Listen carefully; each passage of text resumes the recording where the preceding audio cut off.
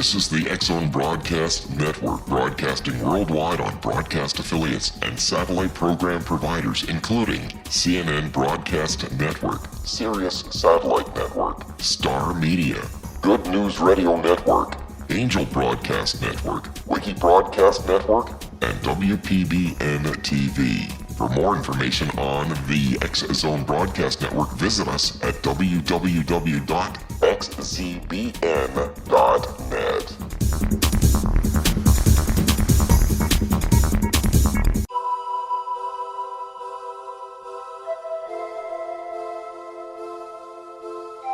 If you're a seeker, don't miss the inspiring book Shamanic Awakening, Between the Dark and the Daylight. This remarkable work chronicles shamanic counselor and indigenously trained dream decoder Sandra Cochran's 35 years of experience with diverse wisdom keepers throughout the Americas. Sandy's initiations across the British Isles, Turkey, Greece, and Egypt, combined with her knowledge of symbology, psychology, and myth, influence her dream blog and workshops. Sandy offers private readings, sacred international journeys, a meditative CD, and her book, Shamanic Awakening, to encourage you as you navigate your earth walk and create a deeper connection to yourself. Find this and more at her website, starwalkervisions.com.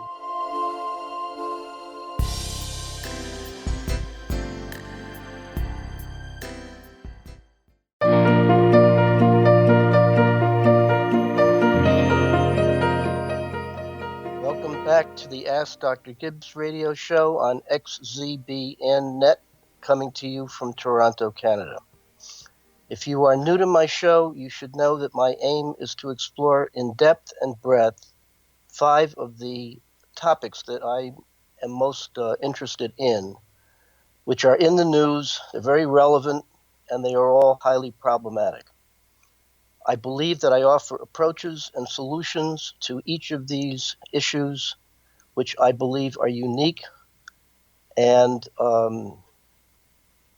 if applied, can go a long way to taking the mystery and the complexity out of them. These issues include a revision of the training received by police and some citizens in the service of effectively de-escalating actual and potential violence.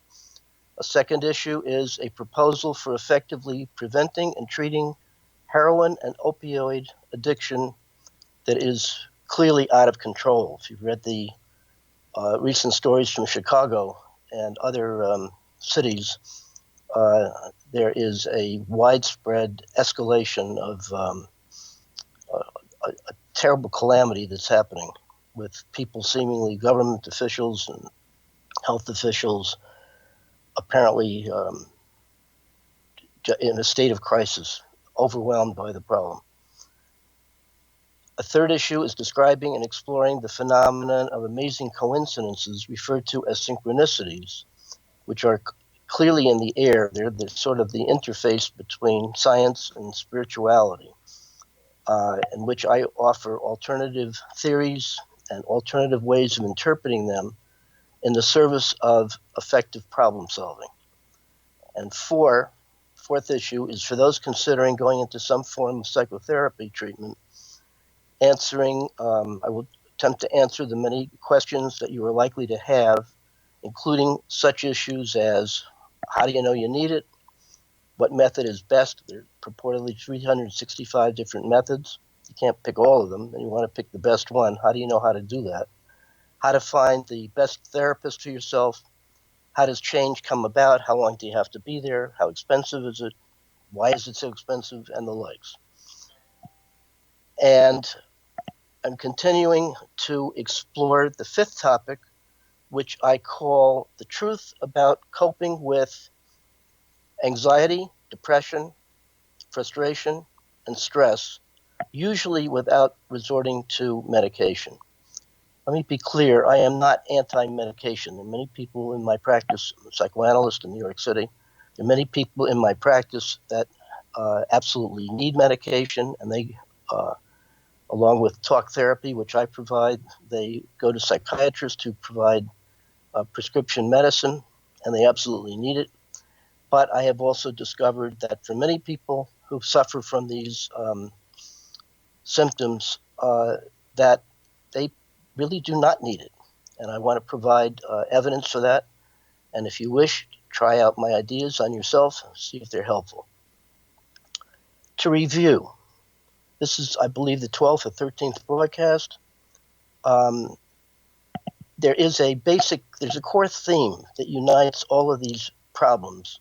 And I'm also aware of probably adding a 6th and 7th as we continue on. What do all of these topics have in common? From my vantage point, they are all ultimately concerned with the most compelling interests in attempting to answer what I think are the core issues of everyone's life. This includes issues of identity. Who am I? What's my purpose? Is there a purpose? How do I know it? Do I have to generate my own purpose, or is there some kind of answer man which will provide that kind of self-knowledge? All leading to how to attain and sustain living the good life. These are obviously major issues, and if you were to study them formally, you would be taking a class in in-depth speculative philosophy that deals with this. I might add that I majored in speculative philosophy in Columbia, and I dare say, and each of you who are listening to this may answer the question, have you ever read a philosophy book or a paper? My hunch is probably not. If you are so inclined, I urge you, after this broadcast, to go to a used bookshop and pick up a gold mine of a book called The Story of Philosophy by Will Durant. And in that book, which I discovered at the age of 19, when I was seeking answers to big questions, such as I outlined, then in reading that book, which attempts to give the story of about 10, 12 major philosophers, going back to Socrates, Plato, Aristotle, and the likes, and give an outline of where they lived, what some of their ideas were, their own words, and so on, and their contribution and how they added philosophy. And the important part about it for me is as I was reading this book on the bus, going from the bookstore to my home, I was absolutely enthralled with the fact that these people, some of whom were 1,000 years old, were making more relevant sense to me than talking to my family. And I discovered that I wasn't as weird as I thought by discussing these topics. We'll have to take a break now. We'll resume in a couple of minutes.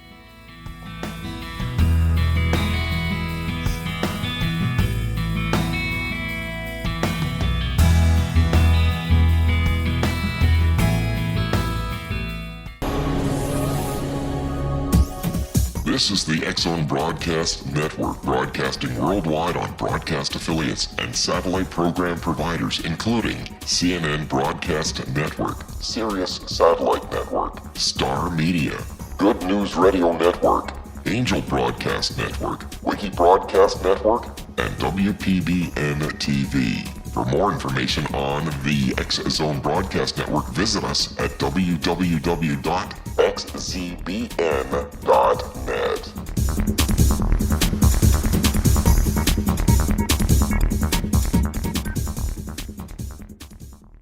How would you like to be able to read other people's minds? Well, the next best thing is here. When you know how to read a person's name, you know how the person thinks, feels, and behaves. Each letter in our name holds a key to unlock our true essence. Our name contains both our gifts and challenges in this lifetime. Mnemology science discovers personality secrets hidden in the placement of the letters of our names, including the first and last impression people remember about us. Sharon shows us how to interpret the arrangement of letters as outlined in her book, Know the Name, Know the Person. Sharon Lynn Wyeth created mnemology science after 18 years of research and testing her theories, and has supported thousands of people around the world in understanding themselves and others better. You'll enjoy Sharon's unique teachings as she shares her system to learn the gifts behind your given birth name. Even if you don't like your birth name, there are jewels in this book. If you're thinking of changing your name, ready to name your child, or wanting to get along better with others, this is the book for you. If you'd like to improve your relationships and change your life for the better, get the book today, Know the Name, Know the Person, or visit www.knowthename.com. That's www.knowthename.com.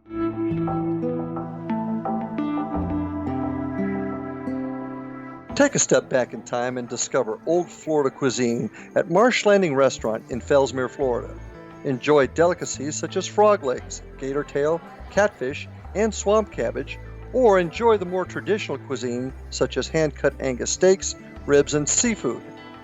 Join us for breakfast with a southern flair featuring sweet potato pancakes, biscuits and gravy, and much more. Planning a party?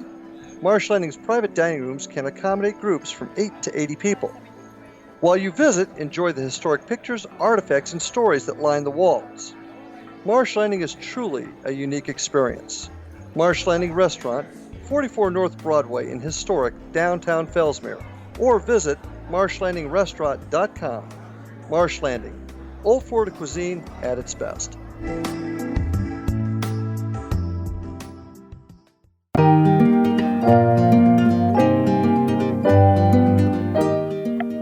This is the Ask Dr. Gibbs show, second segment. To wax philosophically. I think the best source of trying to deal with this material is to ask each of you who are listening to really tune in to the words I'm speaking and exercises that I will be giving you intermittently. Really apply this to yourself. I think it'll really stretch you. And I believe that everybody at heart is a speculative philosopher if you are at all interested in what is going on in your life. It has been said that most people sort of drift through life fundamentally asleep. They never really ask these questions, because once you start to ask the questions, it's sort of as if you are taking the nails out of your own personal Pandora's box and really, in a way, you're looking for trouble, because there really is trouble, because we're all in this mystery together. And of course, some of us feel that we've already got the answer, and it might be religion, or you bought the propaganda of whatever, or you're ensconced in your job and your relationships, and you just simply react. Enough of this foolishness about asking these and trying to answer these speculative questions, which may or may not be accurate. Most of us just have a routine. You get up in the morning, and you're aware of your responsibilities. If you're over 21, you probably have a job and you have a family to support, and you don't think about the meaning of life. You just get up and brush your teeth and perhaps have a breakfast and travel and get to work and do your job, which you may or may not like, and then hopefully you do, and then you come home. And for most of us, you have approximately 4 hours of free time between Monday and Friday, assuming you work those days, to do what you would like to do aside from work. And Saturday and Sunday, you probably collapse and regain energy and strength to plow on. And in a way, you keep doing that until you die. And then after that, we're not really sure what happens. Or I'm not convinced that anybody really knows what happens. We just continue on in some form of consciousness and have a certain amount of energy, and you go to sleep and you wake up and you expend the energy, like get rid of gasoline, and then you have to go to sleep and regas, and you get the point. Now, in the midst of all of that, of just simply reacting to life as it grabs us, there are those who really are interested in those big questions. Like, what am I getting up for? Is it worth it? And if so, how do I know that? And you're faced with inevitable choices. What shall I do? When shall I do it? How much gas, how much energy shall I apply to a particular concern? Of course, if you really do that, seriously, those are big issues. And if you do it, and if you take that seriously, then you're really aiming to provide self-knowledge, knowledge of yourself, that the good life ultimately has to be what you make it to be. And if you buy into, let's say, propaganda or this is what you're supposed to do, well, okay, then essentially you're projecting a goal which fits you, but ultimately you're the one responsible for making that choice. obviously, we would like things to be pleasurable and easy. And sometimes it is. If we like our routines, we like our job, we like who we're involved with, and maybe we're creative and so forth, we can have a relatively satisfying life. However, I'm sure that everybody will agree that sooner or later, something on the road of life gets in the way, and there are obstacles, inevitably, no matter how controlled we think we are or how free and easy things are, that are like invisible barriers, and we tend to smash into them. And when that happens, easy often turns into hard. And our easy flow is interrupted by a certain degree of chaos. We call these places of interruption problems or issues that you have to deal with. You may not deal with it, but that's your way of dealing with it, to just close your eyes to it and escape in one of a number of ways and so forth. The addicts of the world are essentially addicted to a particular substance, whatever it is, in order to try to even out their complex lives of difficulty and make them feel at least temporarily easy. So that things like alcohol and drugs and so forth are really trying to create a permanent, consistent state that you can rely on that is seemingly easier to tolerate than having problems, and so on. Life, from one perspective, might be viewed as a series of unending problems. And the problems, from my vantage point, tend to range between relatively simple, like what are we going to eat for dinner tonight, to extremely complex. One of the examples of complexity is, if you will go back to the preceding program, I ended up with a story of Joe. And Joe, I think, is a typical representative of most of us who gets up, does his thing as a police officer, and does it well, and is noted for being consistent and in control. And when he hits problems, he's usually very creative, and he hangs in there, and he doesn't duck out from responsibility. But every so often, life being what life is, when it rains, it pours, and you can go from a relatively simple, not simple, maybe very difficult issue, to a complex of overlapping issues, each one of them difficult to deal with in its own right. When you combine them, it's just extraordinary. I urge each of you, if you were interested in this, to go back to that last session where I described in detail the problem of Joe. I think for me, the important part about it is that he was eventually, everybody like Joe has his own breaking point. And breaking points are not only major interruptions in one's journey through life, but it takes a huge toll, because you tend to become overwhelmed with issues and overwhelmed by being overwhelmed. Now, overwhelmed with what introduces us back to the topic of this broadcast. This broadcast, as I said, is named The Truth About Effectively Coping with Anxiety, Stress, Depression, Frustration, usually without medication. Why those particular feelings? When you are bogged down with a problem and your attitude is overwhelmed, and then often the attitude to being overwhelmed is to feel more overwhelmed, the overwhelmed part is experienced often as an accumulation of one or more feelings, usually anxiety, depression, stress, and frustration. I'm certain that each of you know exactly what I'm talking about. It is, if you're a halfway observant individual, there is no way where you can avoid the inevitable feelings that I've just outlined.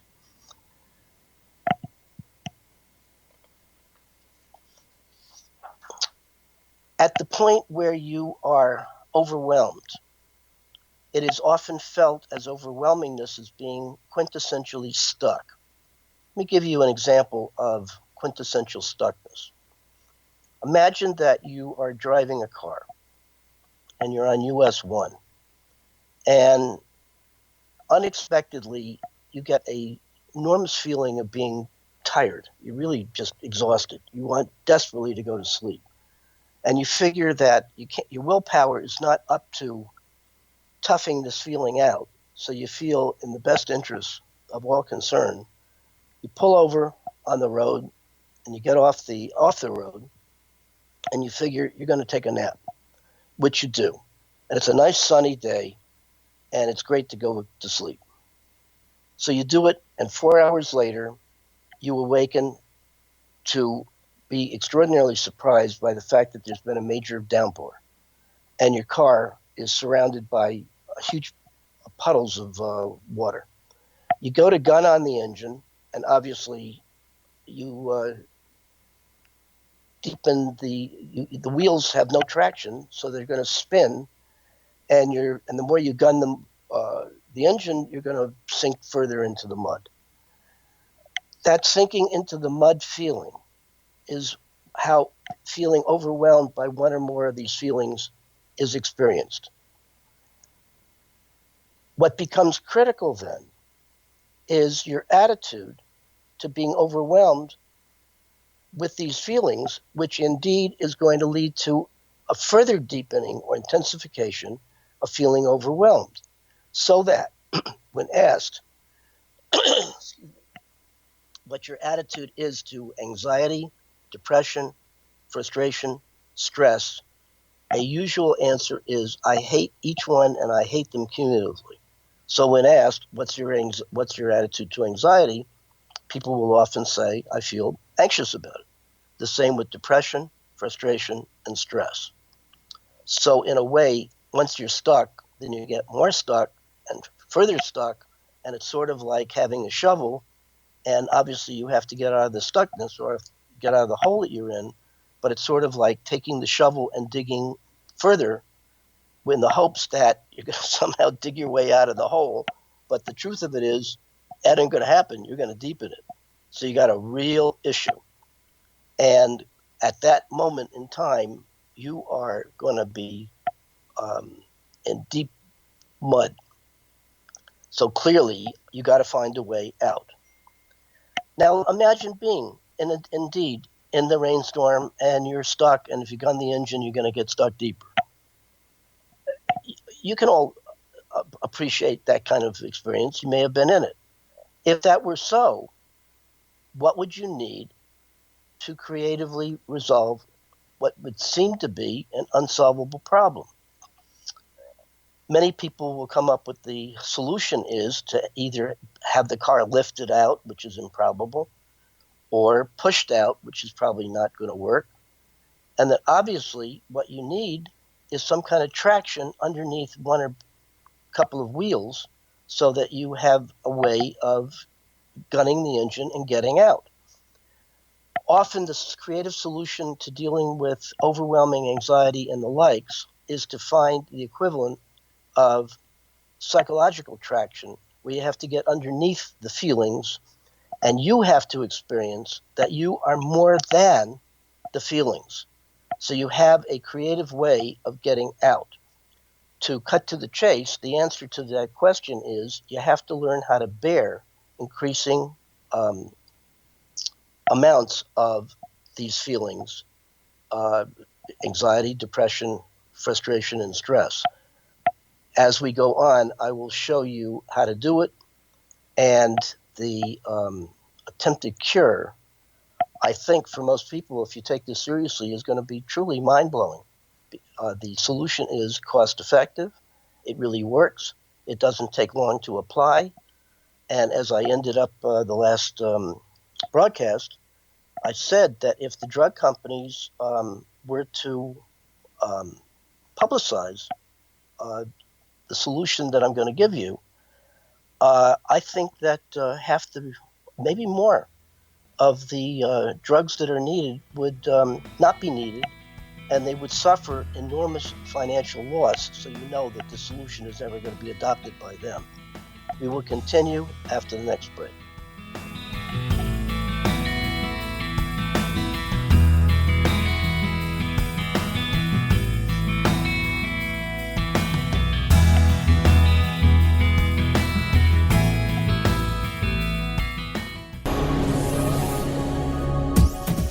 This is the X-Zone Broadcast Network, broadcasting worldwide on broadcast affiliates and satellite program providers, including CNN Broadcast Network, Sirius Satellite Network, Star Media, Good News Radio Network, Angel Broadcast Network, Wiki Broadcast Network, and WPBN TV. For more information on the X-Zone Broadcast Network, visit us at www.xzbn.net.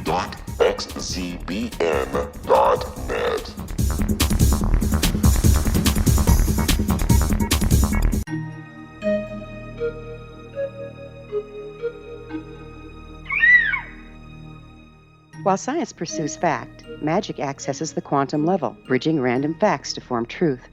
As long as science and magic remain separate and polarized, the truth cannot be known. I'm Gwilda Wiyaka. Join me on the Science of Magic radio program, dedicated to unification and evolution of consciousness. During each episode, I'll be speaking with experienced and respected scientists and mystics. From astrologers to astronomers, from medical doctors to shaman, the scientific method to dowsing and intuition, we'll weave together information from seemingly divergent practices to promote unity and enlightenment. Join me, Gwilda Wiyaka, and the Science of Magic right here on the Mutual Broadcast Network. For more information, visit www.thescienceofmagic.net. Gibbs A. Williams, Ph.D., is a practicing psychoanalyst, supervisor, researcher, and author in New York City. Much of his life has been dedicated to understanding nature and the uses of meaningful coincidences or synchronicities. His radical and original non-Jungian, non-mystical, non-magical theory of synchronicities illuminates much of the fog surrounding this challenging and perplexing topic. His ideas and manners are fresh, presented in a style that is both entertaining and highly informative. He is also an expert on crisis intervention, specially focused on violence reduction for the police and citizens, mastering anxiety, frustration, and stress without the use of medication, and effectively preventing and treating heroin addiction. Dr. Williams can be contacted at his email address at gwwilliamsny11@aol.com or visit his website at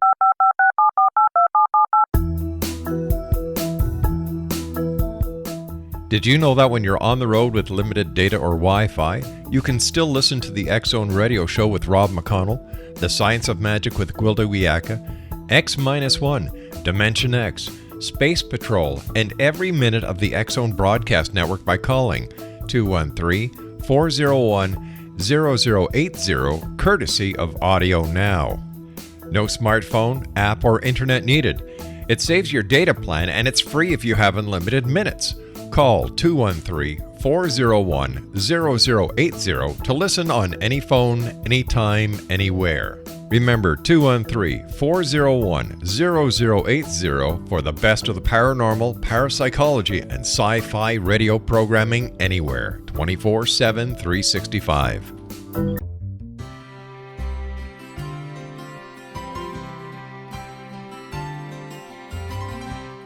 True healing must address 4 levels: physical, emotional, mental, and spiritual, for us to live joyful and productive lives.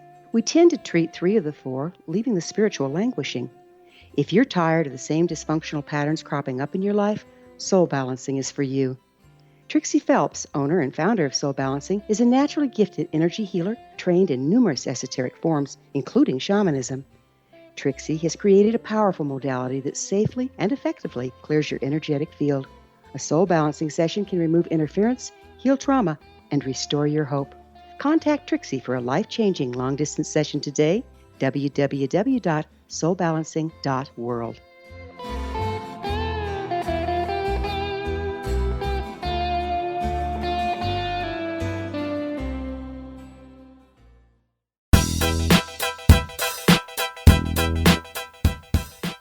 Welcome back to the Ask Dr. Gibbs show. This is the 3rd segment.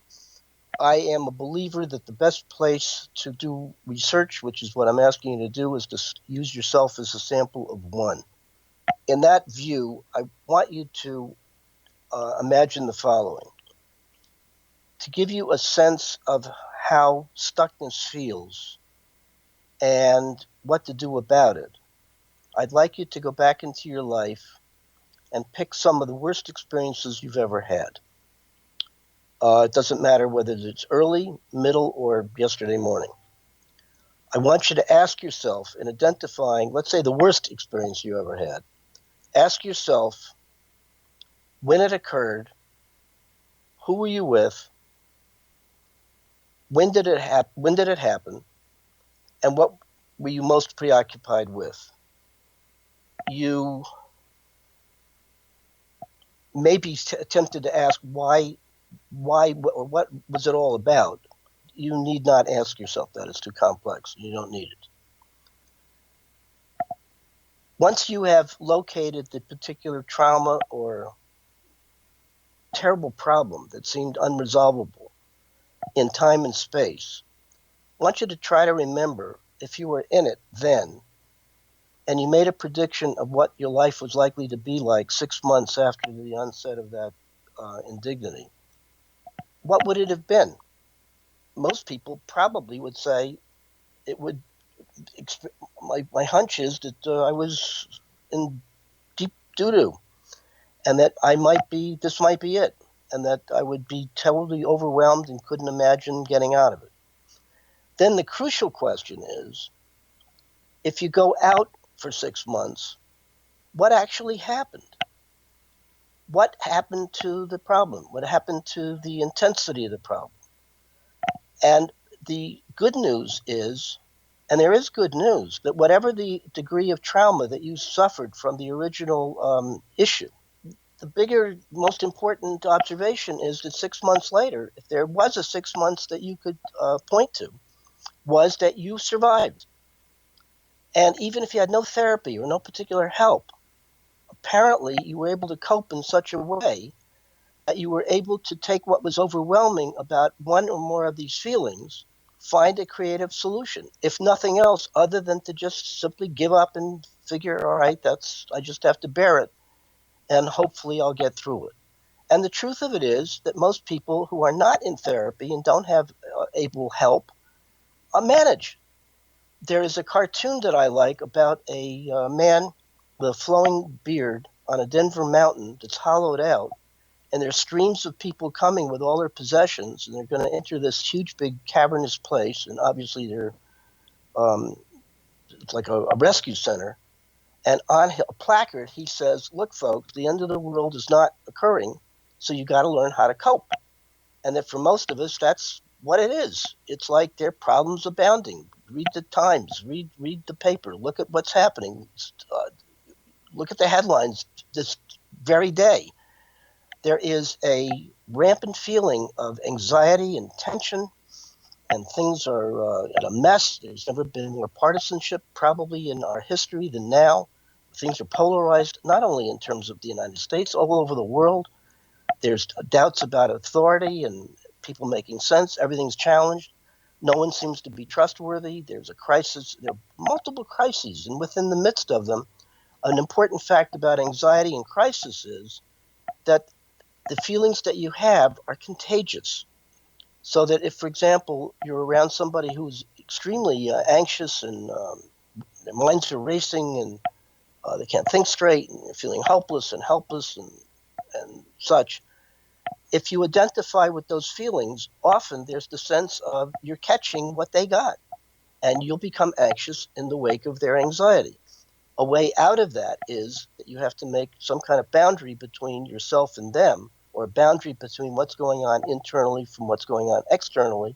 And you can be empathic and you can say, like a professional, gee, this person's in deep trouble. I have a sense of how they feel. It's terrible. But that's not happening to me. It's happening to them. This is why surgeons, for example, do not operate on their children. If they did, they would be too closely identified and they'd probably be shaky and lose their concentration. So that most surgeons are often referred to as being cruel to the point of even sadistic, which in a way is a good thing because they have to be truly professional. You don't need somebody to tell you, I stayed up all night worrying about you and I'm a little shaky, but I think I'll be okay because I had 4 drinks to calm myself down. That's not the kind of surgeon you want. You want the surgeon to be able to say, look, you're coming in tomorrow, things are under control, see you at 9 o'clock. You need them to be firm, take you by the hand, tell you you'll be fine, and have you come in, do the procedure, and get rid of it. I want to give you an example from my own life that played a life-defining influence in my becoming absorbed with this particular material. I felt liberated when I was able to leave my hometown and go to Columbia University, where I majored in philosophy. During that time, I had been aware of Plato's comment about the good life, in which he said, "An unexamined life is not worth living," but exposed to countless ideas, each of which impressed me deeply. I took what I learned extremely seriously, personally. And I found that when I read Plato, for example, he had the answer. And the next week I would read Aristotle's Ethics and believe he had the answer. Then the following week I read Spinoza's Ethics and he had the answer. And each one seemed to have the ultimate answer, but each one came at it from a different perspective. Taking those ideas and just living a life as I did, going out, socializing and having to study and do papers, and I realized that I was getting increasingly more confused. So I concluded that Plato probably has a good point. The unexamined life is not worth living, but I concluded for myself that the overly examined life is incapable of being lived, because I kind of got stuck, what I call information overload. I'm sure many of you know what I'm talking about, because I think that's the major malady of today's living. I became so upset by this feeling of not being in control or confusion. It propelled me into feeling increasingly less secure. Then a trigger event occurred one day as I'm in my dorm, thinking about this material and feeling confused, and confused about feeling confused. And I was looking out on Amsterdam Avenue through an open window from my dorm room and had a very weird and disturbing experience. And the weird and disturbing experience was that I thought I was observing external reality, what was going on Amsterdam Avenue, through a blurry piece of pane of glass, only to realize there was no blurry pane of glass. The window was wide open. Later on, I discovered that what I was experiencing was a very painful state called dissociation, in which what seemed to be real was not real. It was blurry. It was confusing. I think I had a panic attack, and that panic attack propelled me to call a friend who I talked with, and he said, you need to see a psychotherapist. Something's not right. This was in addition to other symptoms, like I was getting increasingly more depressed. I was feeling that the liberated feeling I had from having gotten free of my home was beginning to crouch me, and I realized early on that the geographical solution to my problems was not going to be possible anymore. And I discovered that, for about 6 months, if you go away from your issues, the novelty will be to some extent exciting, but sooner or later you take your baggage with you, and that's why the geographical solution doesn't work. If you have internal problems, you're going to have internal problems no matter where you are, sooner or later. And this is what became overwhelming. I went to therapy. I went for the first time 4 years, twice a week, and then I went for another different person 2 years, twice a week, all paid by me. I had no insurance. So I was a dedicated patient, but I naively thought that the solution to my problem, if I needed psychology or psychotherapy, was simply going to a therapist and being in therapy. I learned, much to my surprise, that that's not the case. It isn't just going to a person who calls himself a psychotherapist. You have to find the right person in which you feel unconditionally accepted, and you feel that the person knows more than you do, that they're empathic, and they have the wisdom of having some sense of being able to objectify your subjective experience, and you have a very good, positive relationship with them. So in other words, it's not simply going into therapy. You got to go into therapy with the right person. I didn't know that. So I came out of my first therapy experience in a way feeling very similar to how I had gone into it. I had made some kind of gains for just simply having lived for a few years. And he was not, actually, he was a rather noted authority. And he did give me some important insights, which I used, and I think I did change. But I knew that the basic problem that I had was essentially untouched. I had a similar experience 2 years later with the second person I went. So that I concluded maybe I'm not right for this thing called psychotherapy, or maybe even I was deposited on the planet and I was really some weird alien that nobody could understand. Meanwhile, I pursued my studies and I got a master's degree in psychology. And then eventually I went for further education in pursuing a PhD. In pursuing the PhD, I had a life-defining experience where I was on a trip in a boat going to Haiti with my father. And I had collected myriads of material for doing the thesis, which is a unique personal research project. And I had probably 100 different papers, and that I had a cabin and I had the papers on the ground. And my task of that day was to take the material and organize it in such a way that I could find a way. I found myself in a circle, and I found myself going unable to break that circle. And I knew that my task was I had to find a way to develop the thesis so I could reach some kind of conclusion. And no matter what I did, all roads led back to the circle. And at some point, I felt so frustrated, so upset. I was depressed. I was anxious. I was terribly frustrated. And the whole thing made me feel unbelievably stressed out. And I reached a breaking point in which I threw my hands up. And I remember saying to myself, I got two choices. Either I'm going to somehow find a way to resolve this seemingly unresolvable problem, or I should rip up all these papers, throw them into the Atlantic, and just forget about the whole damn thing. The second choice was out of the question. My whole life was geared to getting a PhD for some reason or other, and I held on to it as if it was my life. So I couldn't quit. On the other hand, I also had a major insight that if it's left to my own devices, I was not going to finish this paper, that ultimately I needed help. And asking myself, or allowing myself to realize I needed help, was major, because by this time in my life, I didn't really realize that I was suffering from a kind of pan-distrust. I trusted nobody, including me.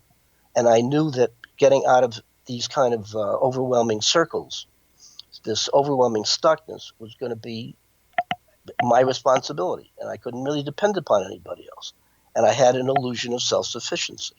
And that day, I think I gave up the illusion of self-sufficiency and got very depressed. Depression. This is the X-Zone Broadcast Network, broadcasting worldwide on broadcast affiliates and satellite program providers, including CNN Broadcast Network, Sirius Satellite Network, Star Media, Good News Radio Network, Angel Broadcast Network, Wiki Broadcast Network, and WPBN TV. For more information on the X-Zone Broadcast Network, visit us at www.xzbn.net.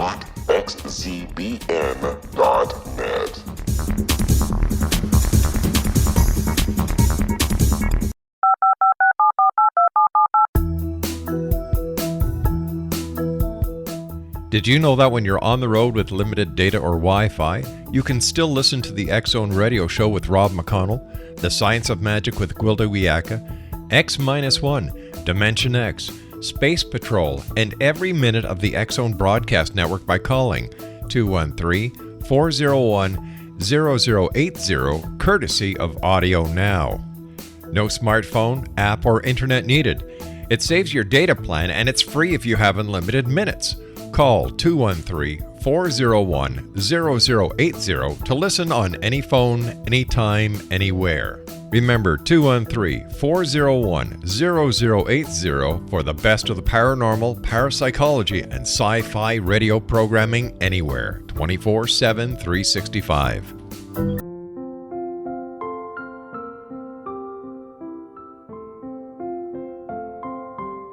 I am Dr. Carl O'Helvey, founder, president of a new cancer foundation focusing on evidence-based physical, mental, and spiritual interventions, including natural cancer cures, prayer, meditation, affirmations, nutrition, and other related holistic cancer prevention and cure modalities.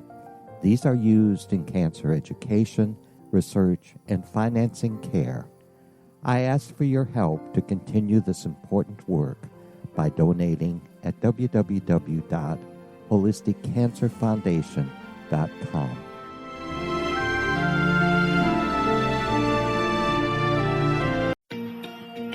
Wouldn't you love to know the secret to everything?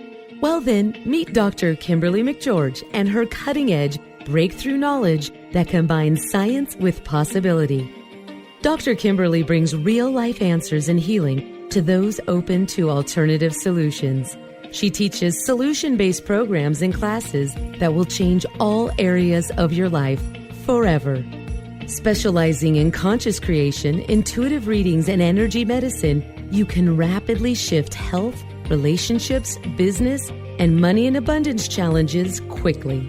Receive her best-selling book, Secret to Everything, at no cost by going to secrettoeverything.com/X-Zone. That's right, transformation can start now. Just go to secrettoeverything.com/X-Zone and receive Dr. Kimberly's book for free. Little children aren't the only ones afraid of the dark. Millions of soldiers return from war zones with PTSD, anger, frustration, fear, and loneliness, much of which surfaces during the darkness of the night. You have the chance to change the lives of these American heroes. Songs and Stories for Soldiers.us provides free MP3 players for these men and women. With a list of 3 million songs in 16 different styles, 100,000 audiobooks, and 30,000 old-time radio programs, every veteran can find something to soothe and comfort them at no cost.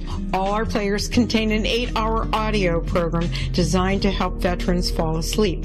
With 1,500 plus vets now participating, it's our goal to deliver 10,000 audio players this year. Go to our website at songsandstoriesforsoldiers.us. Help us help a veteran make it through the night. You're listening to the X-Zone Broadcast Network, www.xzbn.net. Welcome back to the final section of Ask Dr. Gibbs show.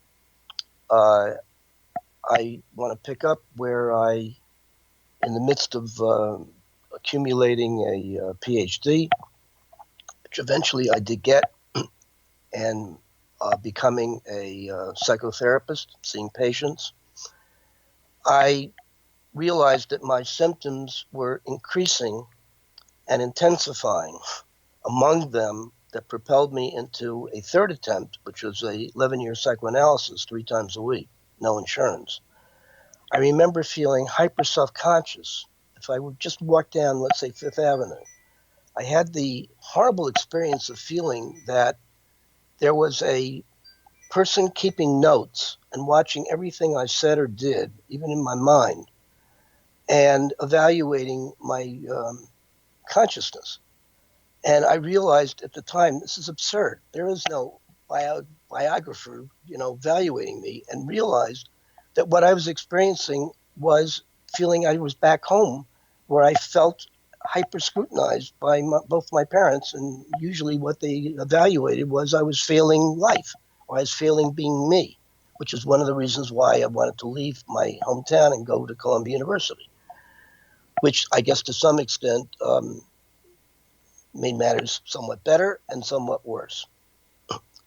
I had a seminal experience, along with the feeling of being hyper subconscious, which I think is what most people often feel that propels them into some kind of psychotherapy experience. Imagine walking on your road of life, and aperiodically on this walk, you do not see that there is an open manhole. So the cover is off, and there's just a hole which is unseen. And if you walk over it, you'll fall into it. And this will happen aperiodically. So you don't know it's there, you just know the results of it. You don't know the causes. And if you're in this hole, you feel as if you are entrapped, that somehow you got into the situation beyond your, you thought you were in control, and now you're not in control. And obviously the only thing you can do is just wither and die or find a way to climb out. Now, often I would climb out, but I got increasingly more scared that this was going to continue to happen, which it did. And when it did, I felt totally out of control. I felt helpless. I felt hopeless. I felt I was being attacked by forces that were both internal and external. Willpower had nothing to do with it and scared me half to death. It also propelled me to read Sigmund Freud. And in reading Freud, I realized instantly that I need a different kind of therapy experience. I need psychoanalysis. I need to go deep. I need to get underneath the material. So I searched for an analyst, and this time I had a sense of who I wanted to choose and what I needed to get. And upon the first introductory consult with Wittenberg, who turned out to be my analyst, I felt at home, which I had never felt in the 6 years I had been with the two other therapists. And I knew this was for me. And indeed it was. In the fifth session, I had a defining moment that I think is extremely relevant to the subject matter of effectively dealing with stress, frustration, depression, and anxiety. As we were talking, apropos of seemingly nothing, I felt my body start to shake. My mind started to race. I was literally sweating. I wanted to make a beeline out of the office. And I felt terrible. And he looked at me and he said, you don't look well. He said, what are you experiencing? And I described what was going on. He said, oh, you're having a panic attack. Now that became crucial to me. I had had multiple panic attacks, but I never had a label. I never had words like the Helen Keller thing, that she had felt water on her hand before, but never had a word to describe it, that what she was experiencing was water. And from there on, she made an important generalization that everything that she would feel would have a name. And that's precisely what happened to me. I had a kind of psychological Helen Keller experience that despite the fact that I had multiple panic attacks, I never knew what they were, or falling into the hole. I didn't know that what was really going on was that I was encountering material, largely in the form of these negative feelings, that made me feel out of control, and I clearly needed help, and I didn't want to have help, and I felt weak, and I felt like a failure, and so on.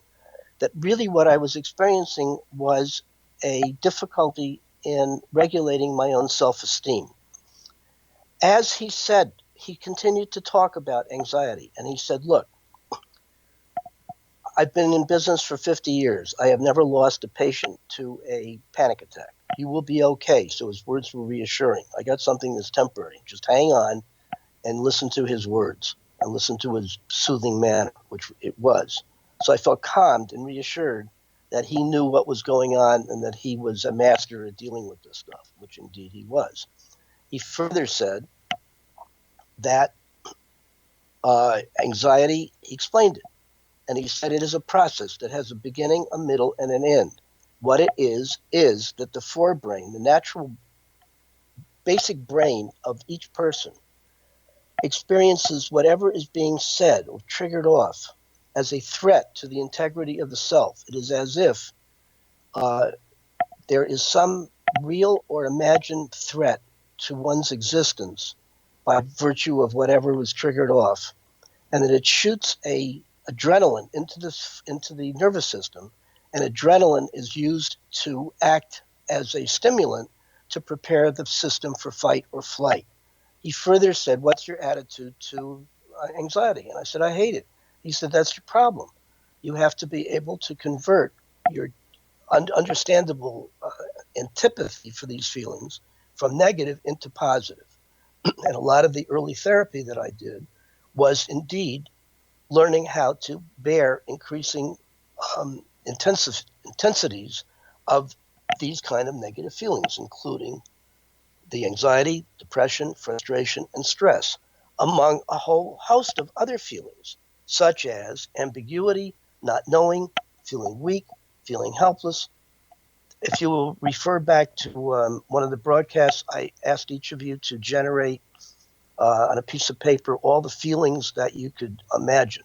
And then on another paper, draw a vertical line, and at the top of the two sections, put minus or plus, and then assign a value of plus or minus to each of the feelings that you generated.